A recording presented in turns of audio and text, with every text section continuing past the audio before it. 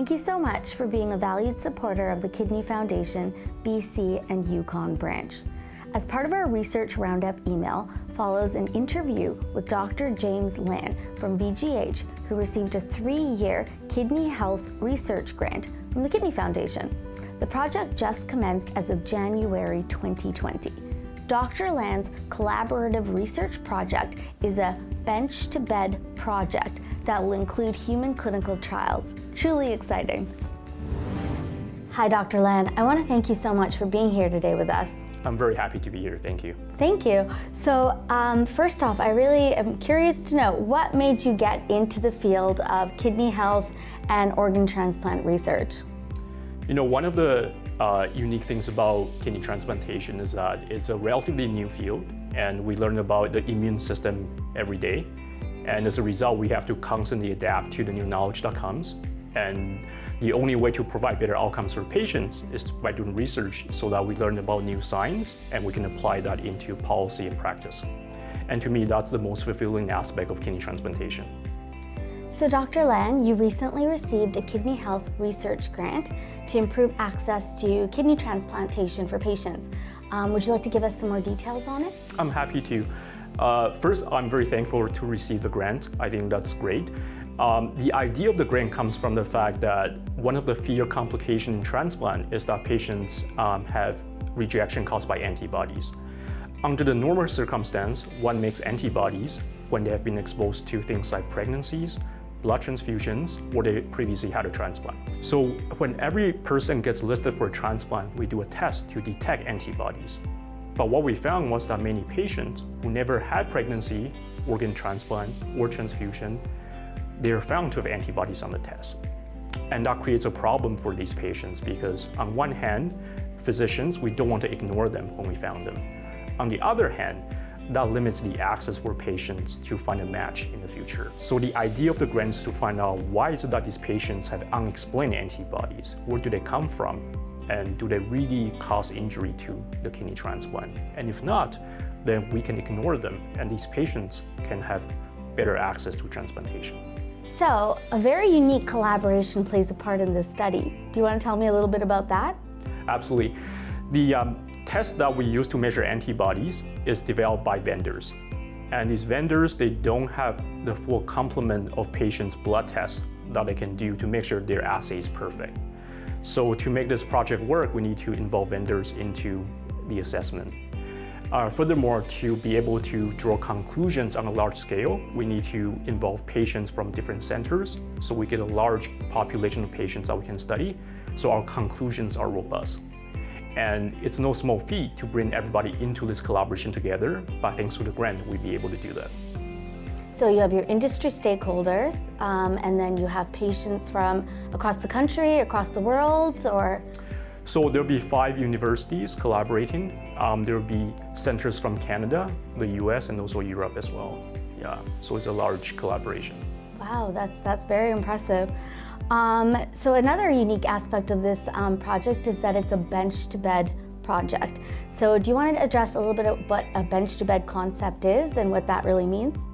Of course, in transplant, to have successful outcomes, we have to marry laboratory tests with clinical practice. And this is a perfect example where the problem may come from a laboratory test that translates into patients' access to transplant. And so with this research, there are different phases. The first phase is we want to understand what's the scope of the problem. How often does the unexplained antibody phenomenon occur? Secondly, we want to find out what's the root cause of these problems, and that will involve studying the laboratory tests. And lastly, we want to see if we can cross these unexplained antibodies and study their outcomes. And that's where the clinical trial component comes in.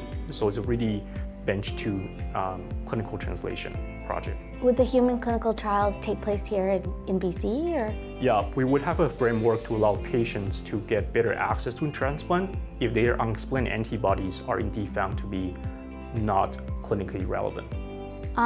So what did receiving a kidney health research grant mean for you and for your work?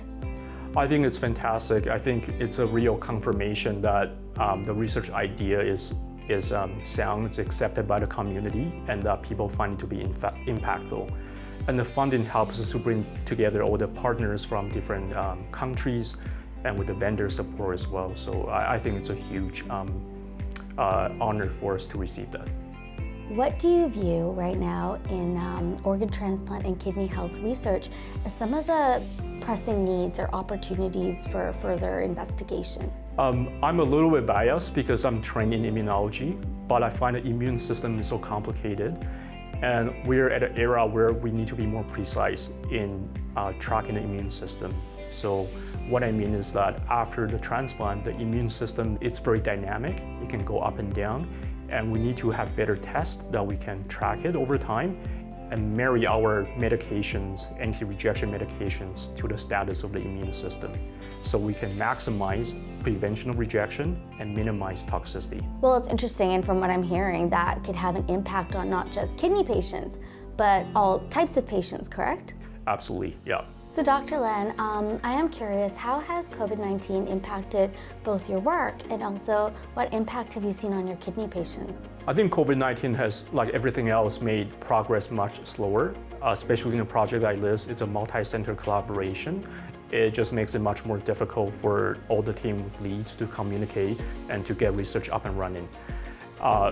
But because everyone's trying hard to do a virtual platform, I think people are getting pretty good at it. And so now there's real progress being made on the research front. For patients, obviously, we cannot interact with them as before. But again, patients are now better on the virtual platform. We're talking to them. Everyone has less issues with that. So they've been very accommodating. There was definitely a time when things were slowing down, but I feel like there's momentum coming back on again. So, Dr. Lan, is there anything else you want to add today? I wanted to just say again how thankful I am for the Kidney Foundation for funding this project.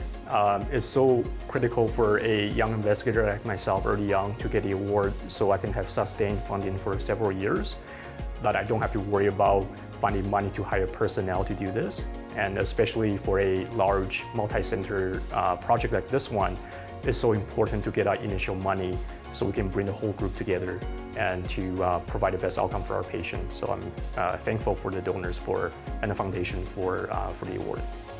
Well, we're thankful for all the important work you're doing. Thank you.